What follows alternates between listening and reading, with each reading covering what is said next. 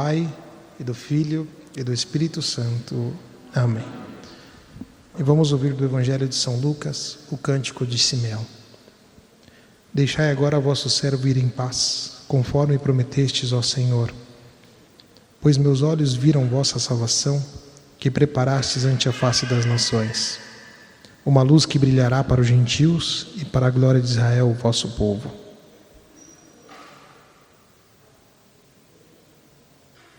Ave Maria, cheia de graça, o Senhor é convosco.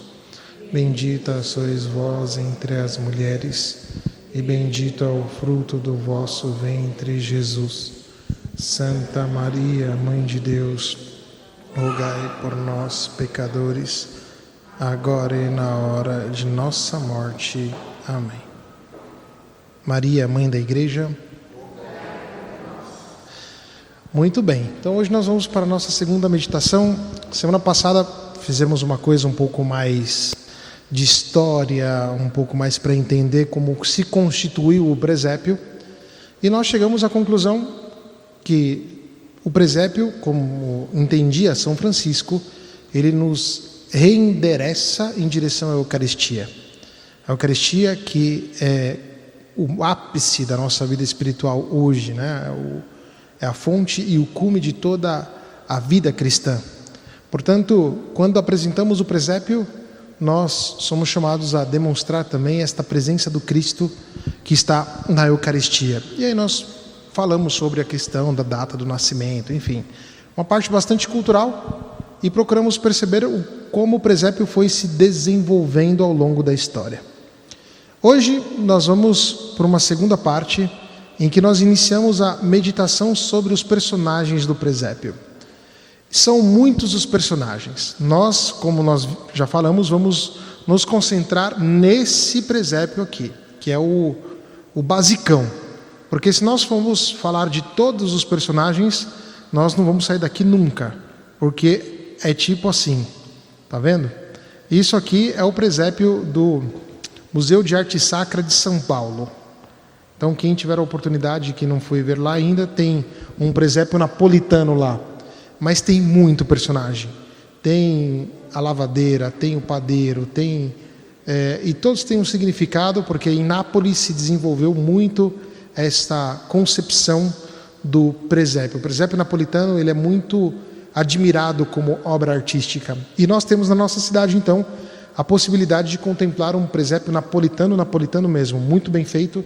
Quem puder ir, está no Museu de Arte Sacra, daqui de São Paulo, que está lá na Estação da Luz, do lado do quartel da Rota. E hoje nós vamos então falar sobre um personagem que não é tanto um personagem, que é a noite. A noite é muito interessante do ponto de vista teológico. E depois nós vamos falar do menino Jesus como luz. Se nós olharmos esta imagem de Gerrit, seria Gerrit la notte, que chamavam ele, né? Nós vamos perceber que a luz emana de Jesus, tá vendo? E, isso não é uma coisa normal, porque no final das contas, uma criança recém-nascida, se pergunta ali para o André e para a Jéssica, o Luca não emana nenhuma luz do berço dele, ao contrário, tem que acender a luz para encontrar ele, né? Então, mas isso tem um porquê, isso aqui é muito bonito e tem um porquê espiritual, e esse é o ponto. Veja, todo o nosso trajeto aqui é para que o presépio na casa de vocês ganhe voz. E quando as pessoas forem lá visitar vocês saibam explicar, do ponto de vista espiritual, o que acontece. É um modo inteligente de evangelizar. E nós temos que usar sempre essa tradição. Eu vou insistir muito, muito sempre nisso. Então, hoje nós iniciamos a meditação sobre os personagens do presépio. Então, o desenvolvimento adicionou, além das personagens narradas pelos evangelhos canônicos, muitas outras, como, por exemplo, a lavadeira, o padeiro, o músico. No Brasil, em geral, se conhece as personagens essenciais e, portanto, a nossa escolha será meditar sobre elas, que são Maria, José, o menino Jesus, os pastores, os reis magos, o anjo, a estrela, o boi e o burro. E aí esses outros personagens nós vamos ver a semana que vem, porque fica um pouco cansativo ver muito personagem de uma vez. A gente vai ter que fazer assim, porque o último sábado é véspera de Natal, e aí fica difícil, a gente tem que se concentrar para a solenidade do dia seguinte. Todos os personagens vão ao encontro de Jesus que nasce numa noite. Por isso, começaremos a nossa reflexão sobre o sentido da noite e em seguida falaremos sobre a promessa que culmina no menino Jesus. Eu coloquei esse aqui, que é o Giotto, que está aqui, porque Giotto ele tem uma coisa muito bonita. Qual que é o princípio da ideia de Giotto? Onde você vai ver Giotto? Em Assis, um pouquinho em Roma, tem bem pouco, e muito em Pádua. Ele sempre, as suas figuras são de noite, só que tudo se clarifica, porque tem a presença de Jesus. Então é como se não existissem mais trevas. Essa é a ideia de Giotto. E essa é uma das ideias teológicas que nós vamos ver. E que era a noite na tradição pagã? Os fatos ocorridos no presépio ocorrem na noite, como atesta o evangelista São Lucas. E isso não é um dado marginal. O período noturno tem forte valência teológica.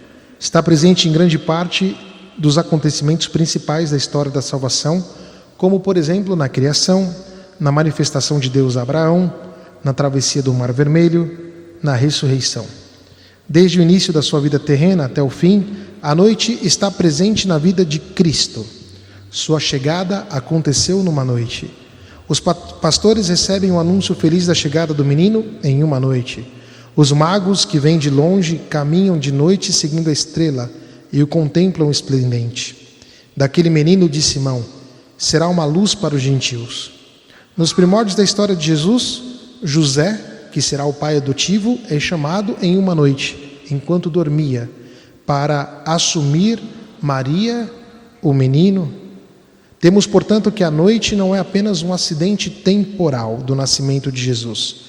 Foi apresentada ao longo da história como lugar da manifestação divina até a vinda de Cristo. Dessa maneira, procuraremos compreender alguns significados teológicos da noite, sem a tentativa de usar o tema para compreendermos a noite de Natal. Então, na tradição pagã, nós temos a noite que vem de nix, em grego. Quando você vai lá na Grécia, você fala assim, kalinixta, né? Boa noite, é o modo de dizer lá, nix, e que indica primeiramente o período sem a luz do sol. Pode indicar também do grego o obscuro, as trevas, o escuro, e de maneira poética, a cegueira, a morte, o abandono, o mal.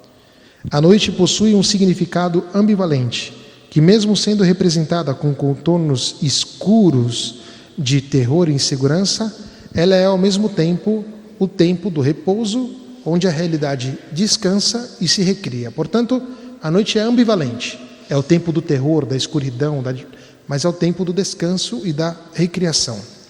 Na cultura grega, Nix era uma deusa. Aqui nós temos ela representada em um... Isso aqui está grande assim, mas é um negócio bem pequenininho, uma figurinha de um livro medieval, né? E representa ela. E Nix era filha do deus Caos, ou seja, do deus da desordem. É o escuro, a bagunça, né? Então, e quem temia Nix na tradição grega? Zeus. Porque Nix, por assim dizer, se contrapõe a Zeus, que é a luz, né? Se contrapõe à criação, à ordem, o governo. Então Nix, ela era temida por Zeus, mas nunca conseguiu vencer Zeus. Exatamente porque todos os dias o sol aparece, ainda que o sol também fosse uma outra divindade. Ela detém o poder de revelar a partir dos astros, dos sonhos e das visões. A noite representa nesse sentido o tempo em que a revelação, a descoberta é possível e que a divindade, com o favor do silêncio e das trevas, prepara projetos e se auto-revela no homem e na consciência. A divindade noite chama a ser, a interpretar um querer, a discernir os sinais de um caminho misterioso que não é possível ao homem quando se ocupa do trabalho diário.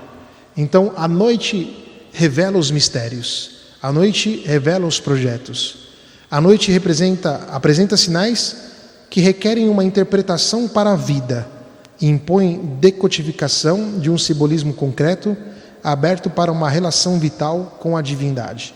E aí nós temos em seguida uma imagem do Museu do Louvre de Paris, demonstrando a noite, e a coisa interessante é que tem uma coruja. que a coruja é o animal da noite. E a coruja também é o símbolo da filosofia, é o símbolo da sabedoria. E a noite é o símbolo dos monges, que à noite se levantam para rezar pelo seu povo, para rezar pelo povo. Então, enquanto nós estamos dormindo, os monges estão na vigília rezando por nós. Então, a noite é o lugar do conselho.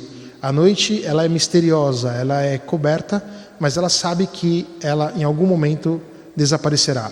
Como a gente vê aqui nesta pintura, a noite ela está dando as costas para o sol. Se você vê o lado dela, está iluminado, mas ela não vê o sol, né? E ela deixa então, portanto, o segredo.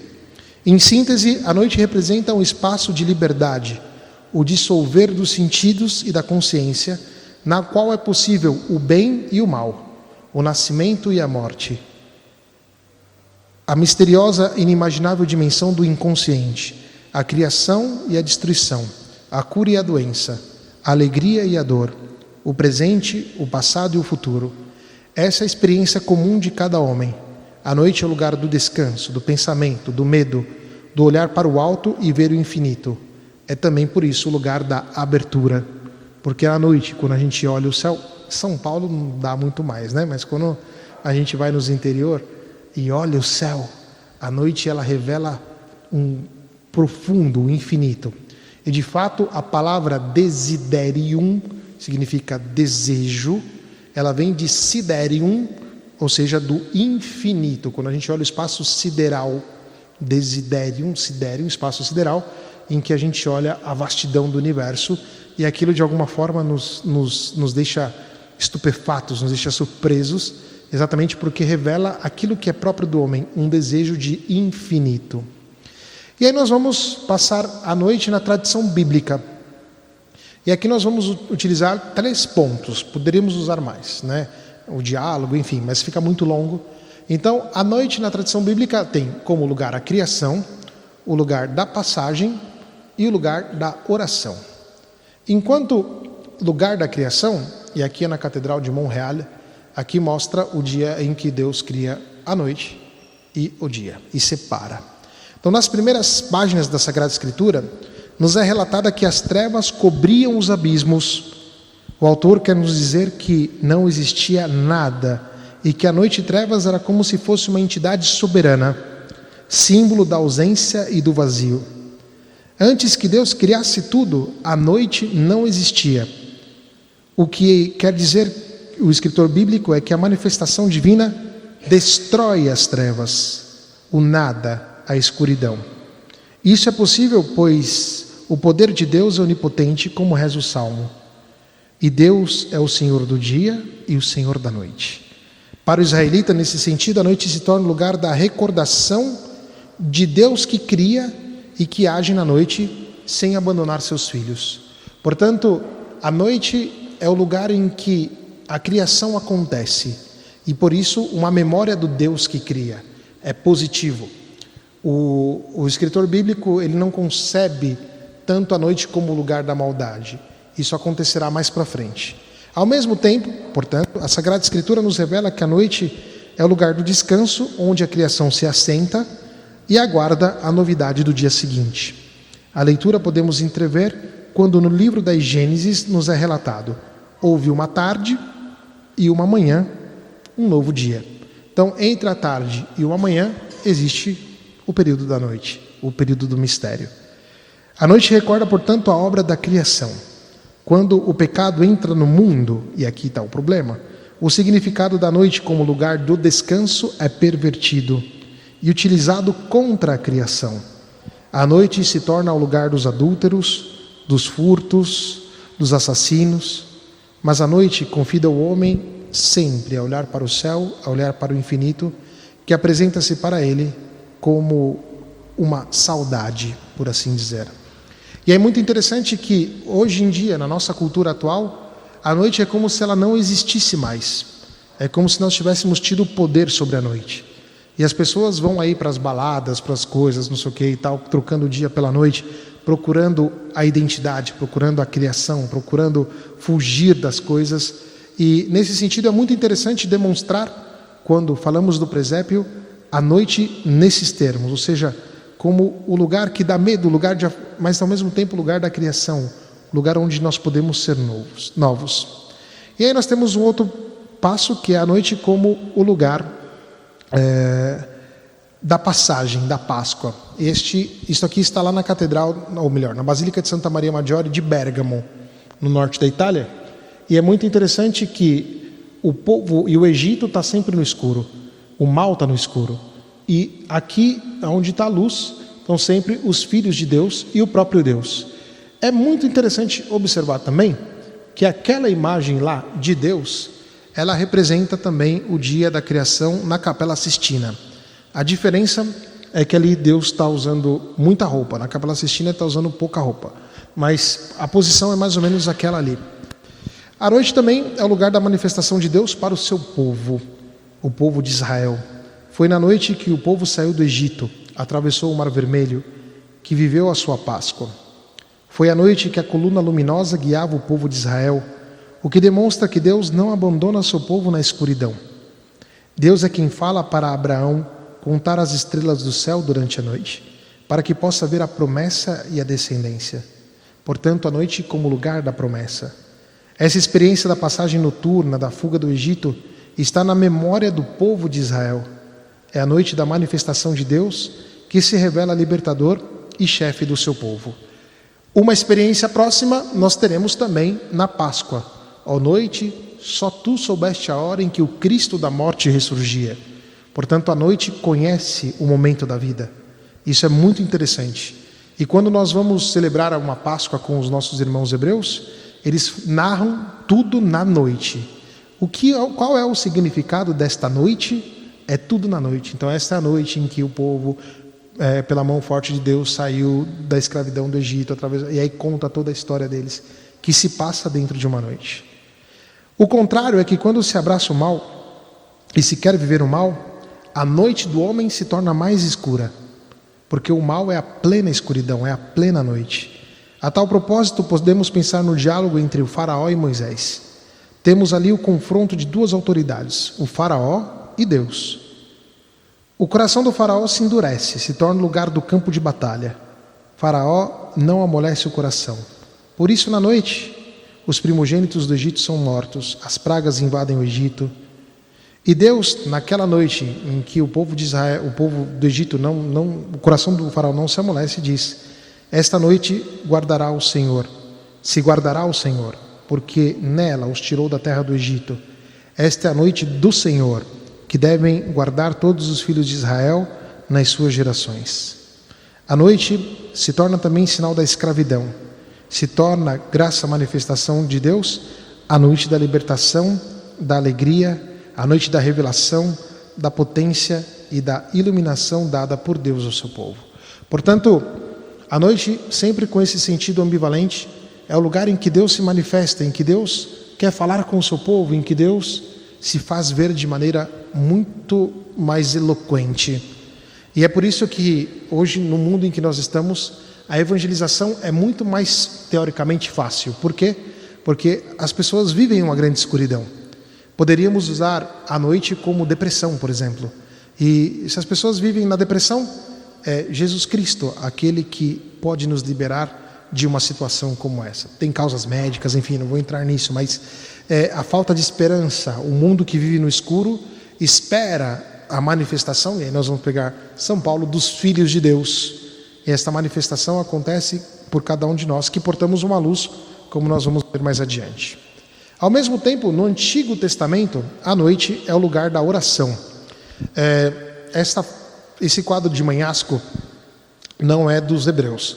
O que tem ali embaixo ali são os monges que rezavam de noite. Então é uma leitura mais do Novo Testamento, mais cristã. Mas em todo caso, a noite é o lugar da oração e da invocação. No Salmo se diz que o salmista, ele se levanta no meio da noite para agradecer a Deus, para demonstrar a sua fidelidade para com Deus e o desejo de celebrar as suas vitórias durante a noite. À noite se escuta melhor a palavra de Deus. Por quê? Porque é cheia de silêncio. É o lugar ideal para escutá-lo. Na noite, Isaque foi escutado e foi abençoado. Na noite, também Jacó lutou com Deus, o que torna a noite também é um lugar de combate espiritual com os espíritos malignos, mas um lugar de combate espiritual com Deus também, né? É interessante que aqui no Brasil muita gente está acordando 5 horas da manhã para rezar, 4 horas da manhã, para rezar o terço com o Frei Gilson. Isso é uma experiência que nós temos dentro, ou seja, de acordar cedo para rezar, para falar com Deus. Isso mostra a nossa confiança, a nossa importância de encontrar na escuridão atmosférica a presença do próprio Deus. De tal modo, portanto, que a noite se torna o lugar para louvar a Deus, o Criador do dia e o Criador da noite. O lugar da proteção da própria vida e total dependência de Deus, que perscruta e conhece o mistério obscuro do coração do homem. Portanto, o homem que reza à noite confia em Deus. O lugar da memória das intervenções de Deus na história do seu povo.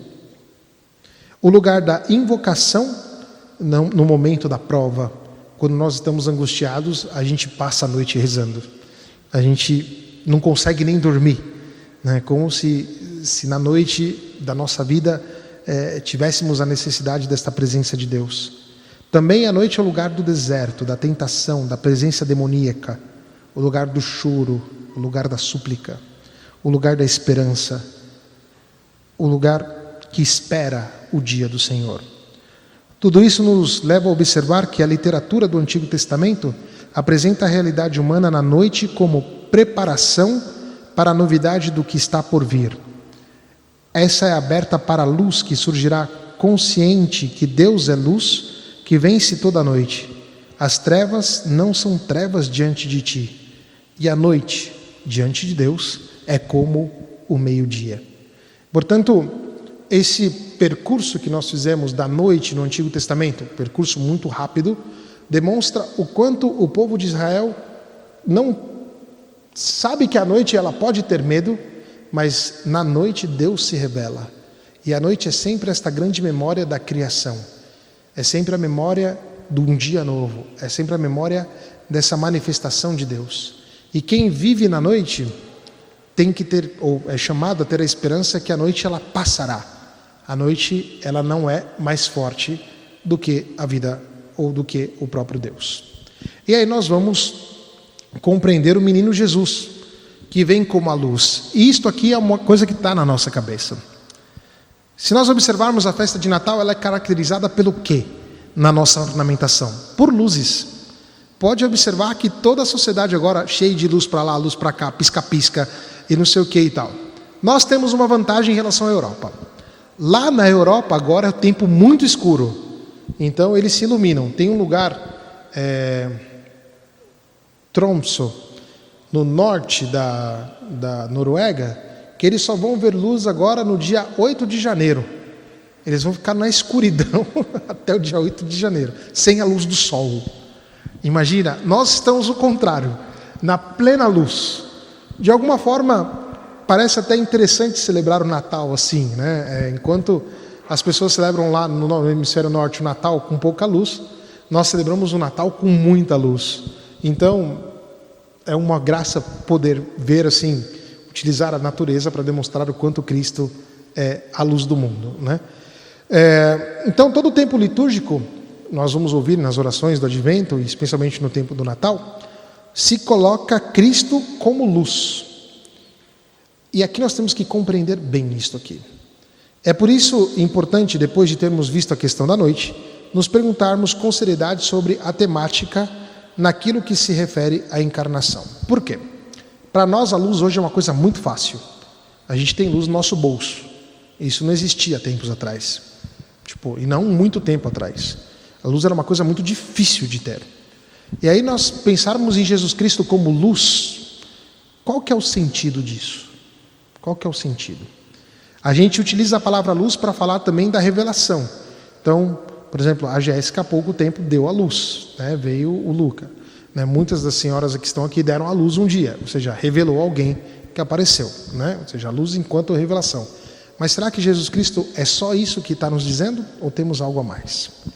Cristo é a luz verdadeira, e isso ninguém duvida. O Novo Testamento utiliza a metáfora da luz, seja para definir aquilo que o Logos, ou seja, a razão, Deus, é por natureza, seja aquilo que ele é para nós enquanto clarifica, ilumina e revela. Os padres da igreja, para se referirem a Cristo como luz, eles utilizam o texto da sabedoria.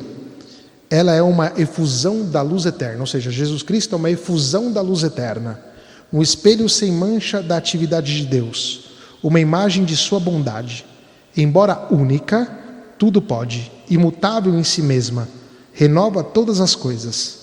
Ela se derrama de geração em geração nas almas santas e forma os amigos e os intérpretes de Deus. Ou seja, essa luz que parte de Cristo, ela ilumina todos, de geração em geração.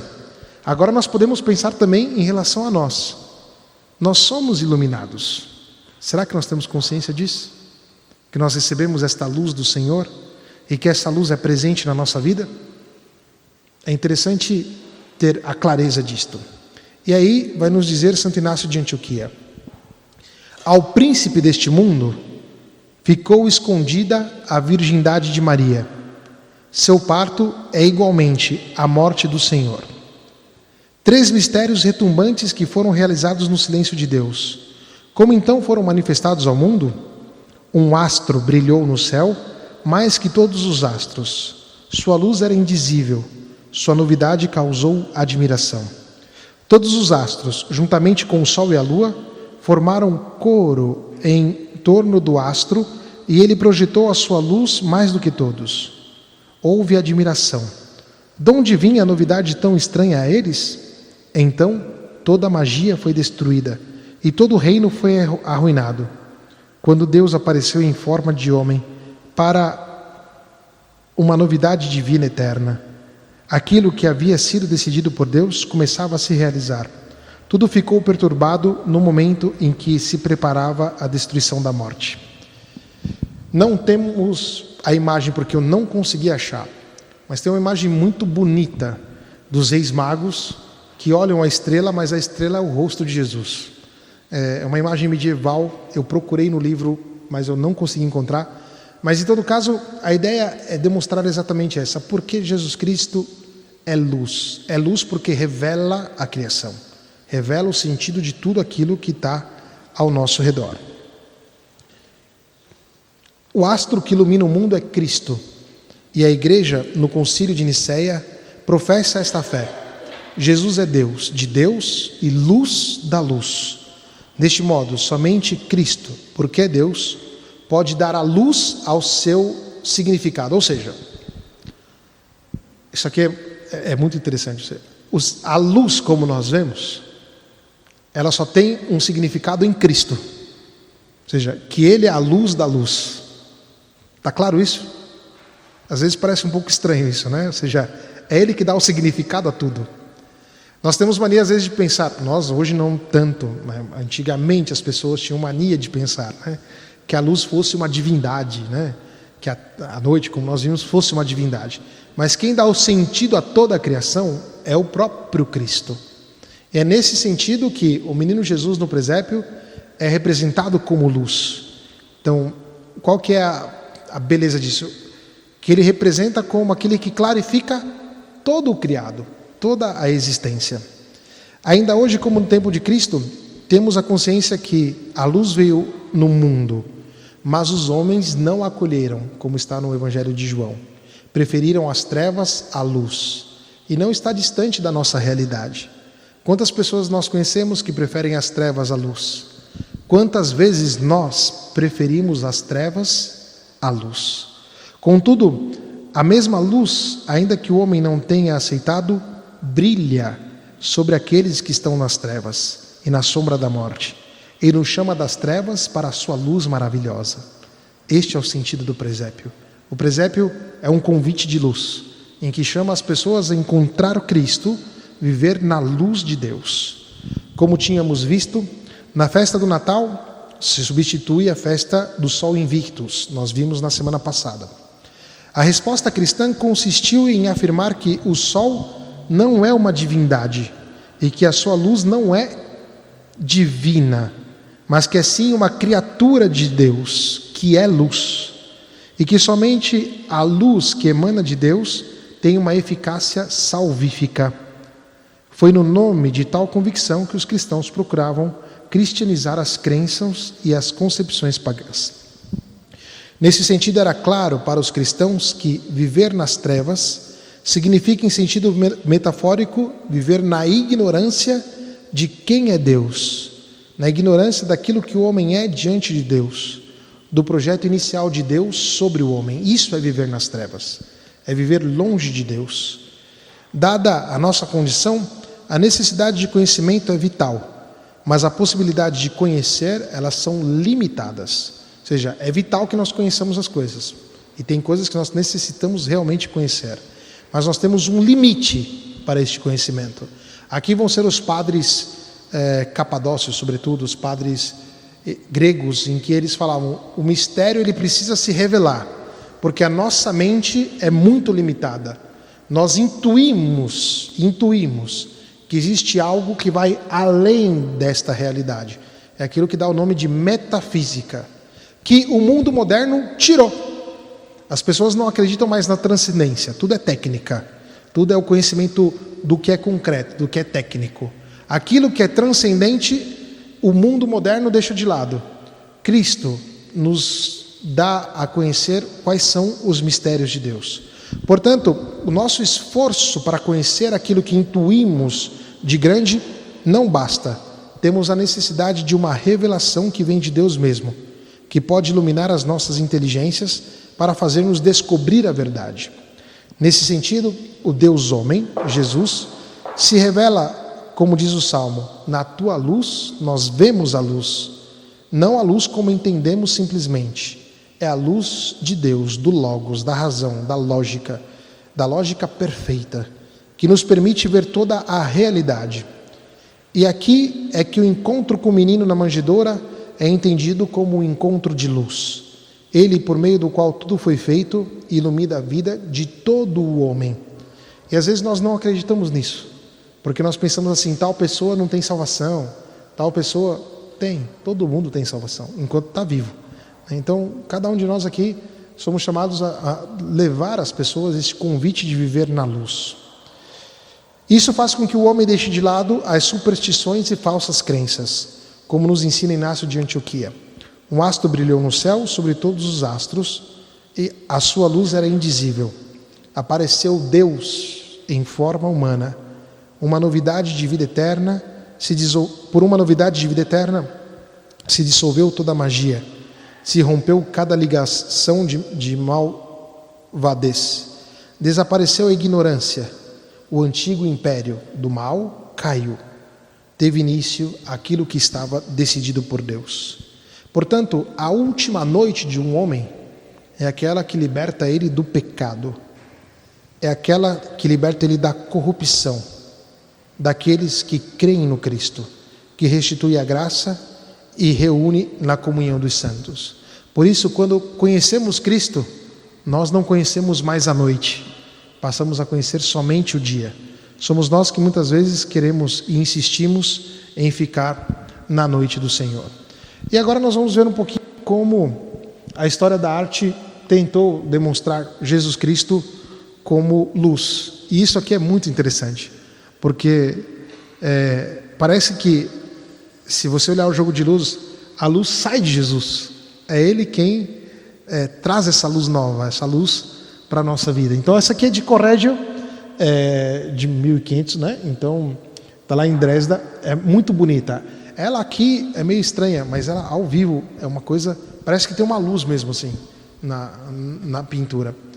Depois nós temos aqui que é também uma figurinha de um livro medieval, que mostra São Francisco de Assis com o menino Jesus na manjedoura.